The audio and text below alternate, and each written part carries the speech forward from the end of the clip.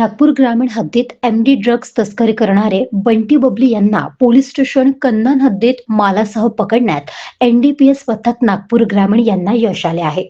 दिनांक 12 डिसेंबर रोजी सहाय्यक पोलीस निरीक्षक अजित सिंग देवरे आणि अंमली पदार्थ विरोधी पथक नागपूर ग्रामीण कन्हान पोलीस स्टेशन हद्दीत पेट्रोलिंग करीत असताना एक गाडी संशयास्पद आढळल्याने सदरची कार्यवाही करण्यात आली आहे. या प्रकरणी कलम 8 क 22 ब 29 एनडीपीएस ऍक्ट नुसार गुन्ह्याची नोंद करण्यात आली आहे. विजय नंदलाल राहंगडाले वय 42 वर्ष, धंदा ड्रग्ज विक्री, राहणार स्वामीनारायण मंदिराजवळ, वाठोडा, जिल्हा नागपूर. महिला आरोपी अश्विनी ओमप्रकाश दीक्षित वय 24 वर्ष, राहणार नयकुंड, तालुका पारशिवनी, जिल्हा नागपूर असे या प्रकरणातील आरोपींची नावे आहेत.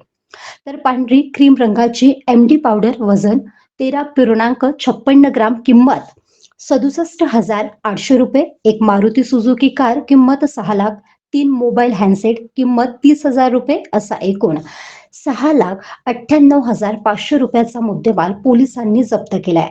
या प्रकरणातील प्रथम आरोपी हा सराईत गुन्हेगार असल्याचे देखील पुढे आले आहे.